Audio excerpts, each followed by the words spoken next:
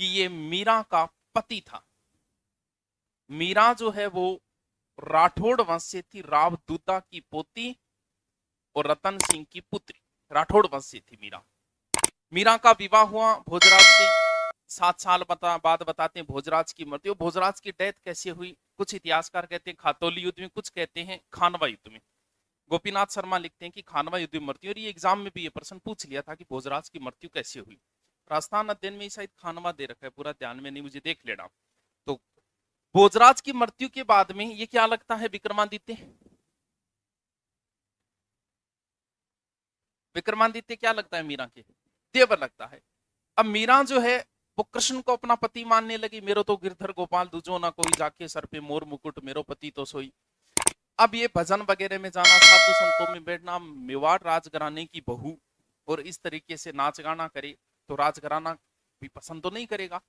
तब बताते हैं मीरा ने परेशान होकर चित्तौड़ छोड़ दिया और वो चली गई थी वृंदावन। और वृंदावन के बाद में मीरा चली गई थी द्वारिका।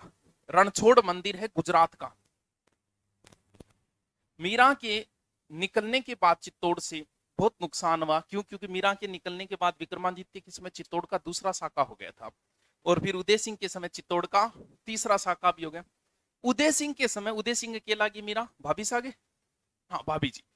उदय सिंह के समय और उदय सिंह ने एक दल भेजा था।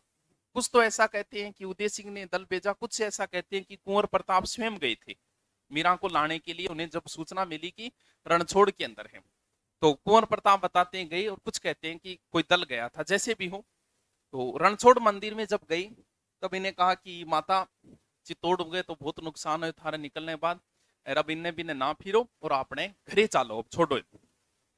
तब मीरा बोली कि आप बाहर बैठो, अब मैं अपने घर ही जा रही हूँ। तब बताते हैं मीरा मंदिर के अंदर गई और रणछोड़ मंदिर में मूर्ति में विलीन हो गई थी। कहते हैं कि मीरा ने, क्योंकि मीरा कृष्ण से सीधी बातें करती थी, ऐसे बहुत सारे किस्से हैं। जब मीरा के कमरे के अंदर से पुरुष के बोलने की आवाज आती, दरवाजा खोला जाता तो अंदर कोई नहीं था, तो बताते कृष्ण से सीधी बातें करती थी मीरा। तो कृष्ण से कहा मीरा ने कि लोगों को क्या पता चलेगा मैं कहाँ चली गई।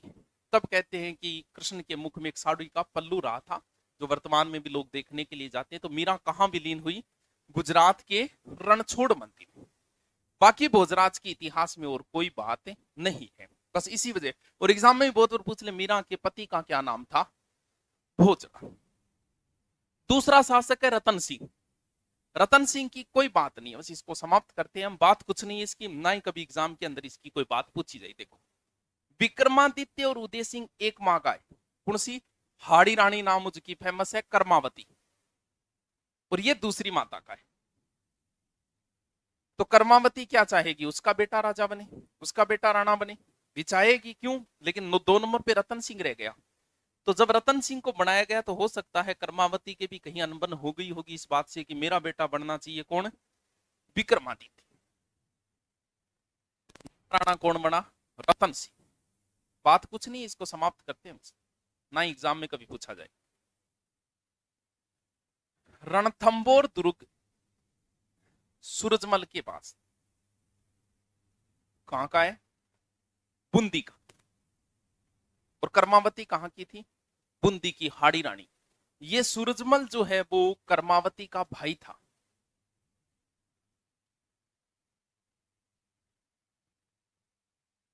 अब हो सकता है कि रतन सिंह को मरवाने में कर्मावती का हाथ हो सकता है, क्योंकि सूरजमल से तो वैसे देखें तो कोई अणबण थी नहीं इसकी। एक इतिहास में एक अणबण और भी बताई जाएंगी, कभी के अणबण, ये प्रमाणिकता तो नहीं है उस चीज की। आमेर का कौन था? पृथ्वीराज। पृथ्वीराज की एक पुत्री थी और उससे प्रेम करता था रतन सिंह। समकालीन है, आनो जानो होगी बात। और प्लान विवाह का भी कर रखा था, लेकिन इस बात का पृथ्वीराज को पता नहीं था। जल्दबाजी में जैसे भी हो पृथ्वीराज ने वो विवाह कर दिया। किसके साथ? बूंदी के सूरजमल के साथ। ये बातों भी उसके कोई अणबण होगी, जच्चेगी है? कौन जच्चे? अच्छा, थारे प्रेमिका पति थे, प्यार करोगा कि थान वो अच्छो लागोगे? तो फिर के भी हो सकता है, सही भी हो और गलत भी, जो भी हो। रतन सिंह गया चित्तौड़ और बूंदी की सीमा के पास। सूरजमल को बुलाया कि आजा शिकार वगैरह खेलांगा, अहेरिया उत्सव बोले भी, बोला आजा शिकार खेलांगा। और शिकार खेलती टीम दोनों ही शिकार खेलता खेलता आगे गया। रतन सिंह ने वार किया सूरजमल पे, सूरजमल पाछो करियो और दोनों ही सल्ट गया आपस में। अब कौन बचा 3 नंबर का? विक्रमादित्य। अब नया राणा कौन आ गया? विक्रमादित्य। कोई बात नहीं, एग्जाम में तेरी कौन पूछी, कोई प्रश्न नहीं बनेगा इसका। फिर क्या हम बताए मान, क्यों टाइम खराब करे हमारा? बच्चों ज्ञान नहीं हो, ज्ञान के चक्कर हमारा टीम खराब करे। चलो नया राणा कौन आ गया? विक्रमादित्य। बार बार में थोड़ी पटोगा। माता कौन है? कर्मावती। कर्मावती का ही पुत्र है। हाँ, हाड़ी रानी कह दो, एक ही। विक्रमादित्य बहुत ज्यादा अयोग्य शासक है। ये दरबार में मल्ल योद्धा रखता था 700-800। वह मल्ल योद्धा पर तो ज्यादा विश्वास करया कर तो, और जगह मुख्य मुख्य सरदार आपंसा का मजाक करया कर दो। सरदार परेशान हो गए और चित्तौड़ छोड़ छोड़ के आपके ठिकाना में चला गया। इन अयोग्य शासक है। बिन्ने बिन्ने भी इसे ही मिल रही है भारतीय कुणे बाबर को बेटो हुमायूं तम कोनी आपने जब की दोनों साइड है। अब थे बताओ, जब भारत को बादशाह अयोग्य वेगो, किसी भी पार्टी का नेता अगर अयोग्य वेगो, तो गुजरात को मोदी सपना देखने लग गयो क्या? दिल्ली की राजगद्दी पर बैठना। गुजरात को कुणे पीटे? बहादुर शाह। बहादुर शाह चीज का सपना देखने लग गयो कि दिल्ली के अब थे हुमायूं की हालत है। 7 12 की 7 ड्रेस रखा कर, अलग अलग ज्योतिषियान पूछ के फिर पेरा कर दो। कहीं युद्ध करने के लिए जाना है, बीच में एक गोल घेरो बना तोड़ो, यहाँ लेके तीर 2-3 शब्द बोल तो सीधो ला जा, बांको ला जा, फिर यहाँ फेंक दो। सीधो लाग गयो तो युद्ध करने जाऊंगा और नहीं कौन जाओ। तो थे सोच को कितो अंधविश्वासी आदमी अफीम के रहे तो नशे में एनी टाइम। अफीम के नशे में रहने वाला आदमी सपने ज्यादा देखता है। अयोग्य व्यक्ति सपना ज्यादा देखे, या मेहनत करे को नहीं, शाम को सपना देखना चालू कर जा, थानेदार बनूंगा, यहाँ करूंगा, बिया करूंगा, सपना ज्यादा देखा कर दो। इसे ऐसा सपना देख दो कि मेरे दरबार में जितना भी बैठे है वहां सबके लिए मैं सोने की कुर्सी लाऊंगा। अब थे तो मैं सोचने ला जाऊंगा कोचिंग में टावरा में सोने की कुर्सी दूंगा, क्या जरूरत पड़ रही है, नीचे बैठी से कोई। तो इन तरीके को एक तो अंधविश्वासी आदमी, अयोग्य आदमी, बाबर भरियोपुरी ठीक ठाक शासन देके गयो, जगह ढंग संभाल कौन पाए, चारों मेरे दुश्मन पैदा कर रखा। अब बहादुर सा सपना देखे दिल्ली की गद्दी, मोहम्मद जमान और महमूद लोदी, ए 2 हुमायूं का दुश्मन। इसका जिक्र मुगलों के इतिहास में करेंगे एक बार शॉर्ट में। उनको शरण दे रखी थी किसने? बहादुर से। चित्तौड़ में कौन है? विक्रमादित्य। विक्रमादित्य भी क्या है? एक अयोग्य शासक है, कमजोर शासक है। इसने अटैक किया विक्रमादित्य पर 1534। अब इतनी क्षमता नहीं है मेवाड़ में कि वो बहादुर शाह से टक्कर ले सके, क्योंकि खानवा युद्ध के बाद मेवाड़ हो गया कमजोर। कर्मावती ने इसको कुछ हाथीर घोड़ेर पैसेर जैसे तैसे करके इसको रणथंभौर की जागीर दे दागे, बुढ़ा चपड़ा के इन भेज दियो पाछो।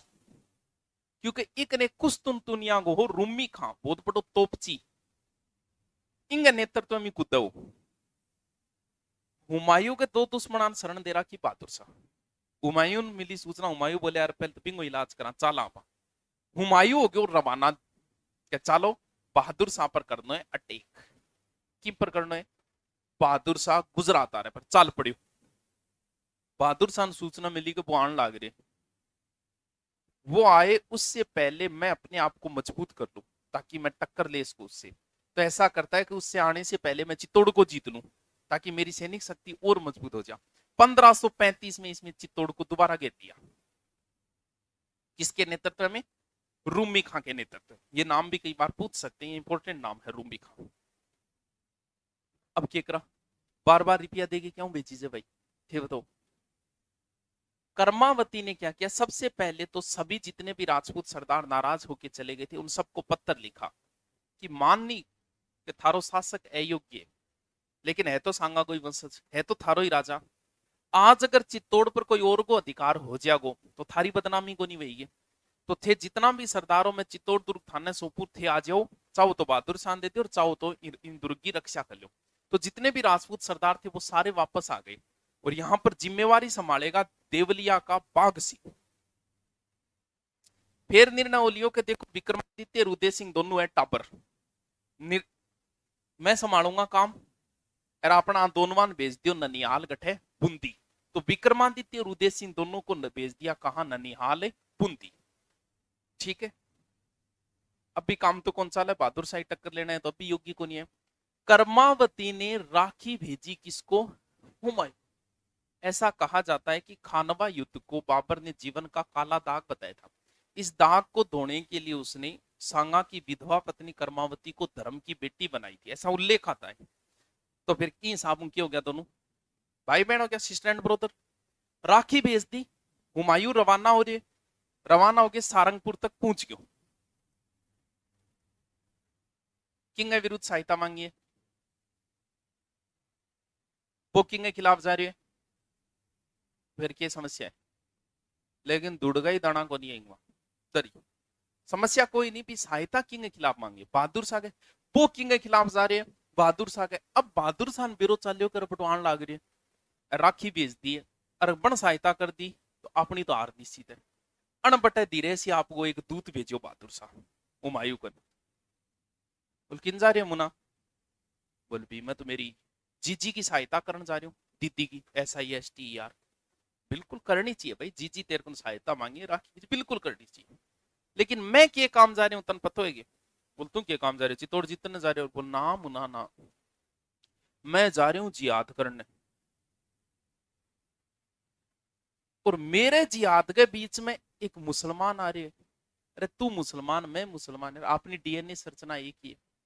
अब तू सोच, मेरे जिहाद के बीच में एक मुसलमान आ रहे है, तुम ऊपर जाके अल्लाह ने के जवाब देगो, आ बता कि जिहाद के बीच में एक मुसलमान आयो, तू रुक जा, अपनी लड़ाई बाद में, तू दो दौड़ मेरे कत्ती मार ली, मैं तेरे कत्ती मार दूंगा, आप भाई यहाँ। लेकिन अब जिहाद के बीच में ना आ तू।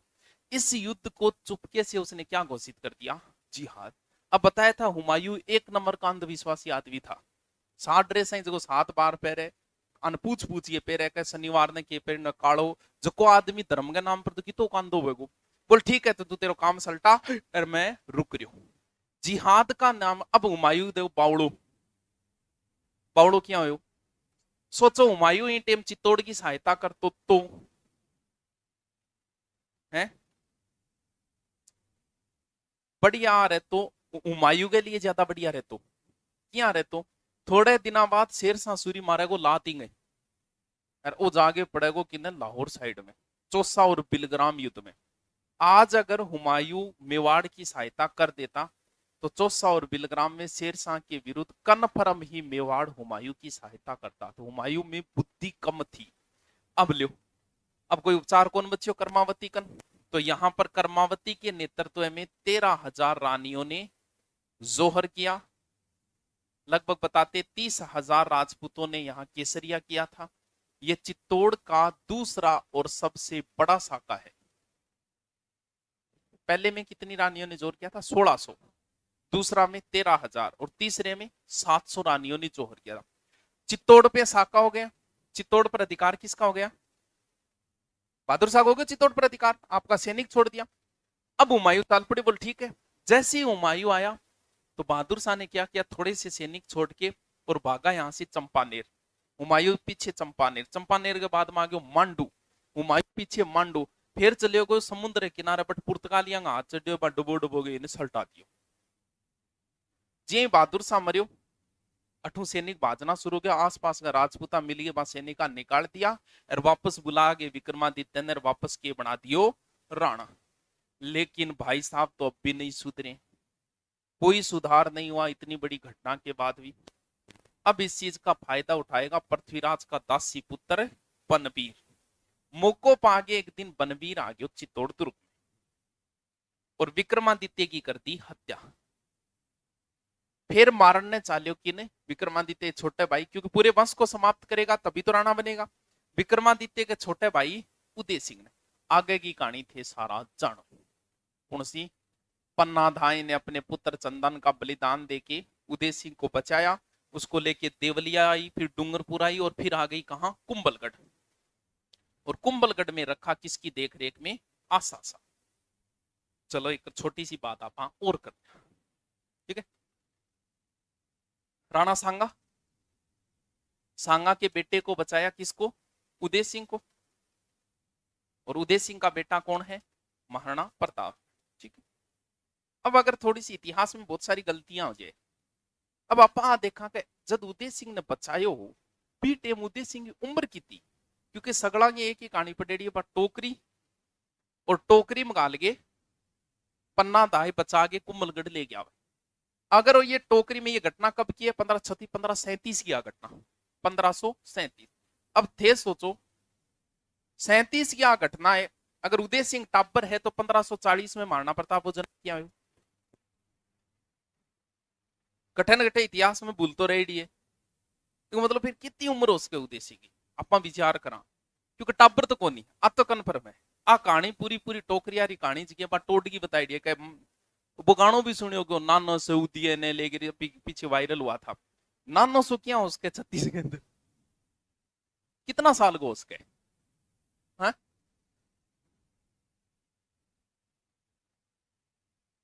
चलो अब हम देखते हैं कितनी उम्र है इसकी। राणा सांगा की मृत्यु कब हुई, 1528। ये घटना कब की है, सांगा को ही तो बेटा है, तो फिर 28 30 कितना 9 हो गया, 9 साल का तो कन्फर्म हो गया, इन तो कोई दोहराई को नहीं भाई, फिर 9 साल को तो है ही है, क्योंकि सांगा को बेटा सांगा की मृत्यु 28 में हुई है। ऐसा बताते हैं कि जब संग्राम सिंह की मृत्यु हुई थी उस समय उदय सिंह की उम्र 7 से 8 वर्ष बताई जाती। कितना हो गया 16 17, यानी कम से कम कितना साल हो गए 17 साल हो। अब 17 साल उठावर टोकरी में गुनिया 17, फिर 4 साल बाद 20 हो सकता है जन्म आराम से, तो कम से कम मान के चलो कि 15 से 16 साल उस समय उदय सिंह की उम्र है। देखिए इतिहास में थोड़े सो इतनी कहानी चाल की नानो सो टाबर होर, चलो कोई नहीं चलती रही। कठ लिया या उदय सिंह ने, है कुंभलगढ़, कुंभलगढ़ में लिया है उदय सिंह ने। और चित्तौड़ पर शासन कौन कर रहे, पनवीर, पृथ्वीराज का दासी पुत्र। अब वो दासी पुत्र है, राजपूत सरदार इंग अंडर काम किया कर लेगा, इंग अंडर तो काम करना ही को नहीं। उदय सिंह है कुंभलगढ़ में, सारा जितना भी सरदार आप सारा का सारा पेड़ा होया कुंभलगढ़। इंगा ननियालारा भी आ गया, कौन सा बुंदियारा। इंगा ननियालारा जाना क्यों, क्योंकि इस घटना से पहले उदय सिंह ननियाल जा चुका है। बोल भाई जी वही है मारो दो तो पोतो भाणजो जो भी है, भाणजो मारो भाणजो हुई है, और मैं जाना चितनिया कर दियो राज्याभिषेक कर दियो कठे कुंभलगढ़ दुर्ग में राज्याभिषेक करता ही। और बी टेमी पाली को हो अखे रात सोनगरा, पाली के अखे रात सोनगरा ने बोलिया कि देखो भी शुभ मुहूर्त है, अच्छो काम है, थे थारी बेटी को ब्याह ई टेम कर दियो किंग सागे उदय सिंह सागे। वो बोले ये क्या कर दियो, बिन्ने तो बनबीर तो कह मैं उदय सिंह ने मार दियो, थे को ओ उदय सिंह है भाई, मैं तो जानू ही मेरे तो देखे ही कोनी, मैं क्या मानू कि भाई ओ उदय सिंह है। बोल बताओ भी थे क्या मानो, बोल मैं जद मानू कि थे सारा राजपूत सरदार और उदय सिंह इन ठेड़ो खा लियो, जुन ठेड़ो खा लियो, सागे बैठे खानो खा लियो, ओके डीएनए टेस्ट हो कौन समझ में क्या। खाना जो है ना, खाना हमेशा अपने बराबर वाले के साथ ही खाया जाता है। वो उस समय भी ऐसा ही था कि राजपूत खाना राजपूत के साथ ही खाएगा। इसका मतलब ये नहीं है कि इसमें कोई जातिवाद था, वैसा था, क्योंकि ये माना गया है कि खाना खाते समय आप किसके साथ खाना खा रहे हो, ये चीज बहुत महत्वपूर्ण है। आप किसी भी गलत व्यक्ति के साथ खाना खा रहे हो, धीरे धीरे उस व्यक्ति के गुण आ जाएंगे आप में। नहीं वह तो एक महीना प्रैक्टिकल करके देख लीजिए, क्योंकि खाना खाते समय एक अलग प्रभाव होता है माइंड के ऊपर। तो खानो किंग सागे खा रहे हो, आ चीज बहुत महत्वपूर्ण वास्ते हर किंग सागे खानो कौन खाए, खाना हमेशा बराबर वाले के साथ खाया जाता है। तो अब जे थे उदय सिंह को खानो खा लेगा, इनको मतलब ये दासी पुत्र नहीं है, कोई और नहीं है, तो मैं विश्वास कर लूंगा सभी राजपूतों ने खाना खाया। उसके बाद मेवाड़ में रिवाज शुरू हो गई महाराणा का जुठन खाने का। आलो भी अखेराज ने अपनी पुत्री जयवंता बाई का विवाह कर दिया, किससे, और इसी जयवंता बाई के गर्भ से फिर जन्म हुआ किसका, महाराणा प्रताप का। सेना इकट्ठी की, इकट्ठा करके बताते हैं कि मालदेव ने भी थोड़ा सहयोग किया था बनवीर के विरुद्ध। उदय सिंह आया और यही जगह चित्तौड़ के नीचे मावली, वहां पर युद्ध हुआ और युद्ध के अंदर उदय सिंह की विजय हुई और उदय सिंह ने अधिकार कर लिया चित्तौड़ दुर्ग। बनवीर कुछ तो कहते हैं मारा गया, कुछ कहते हैं भाग गया, जो भी हो अपने पैतृक राज्य पर वापस अधिकार कर लिया किसने, उदय सिंह 1540 के अंदर। अब नया राणा कौन आ गया, चलो तो फिर उदय सिंह ने तो काल ही पटा, आज तो के पटा।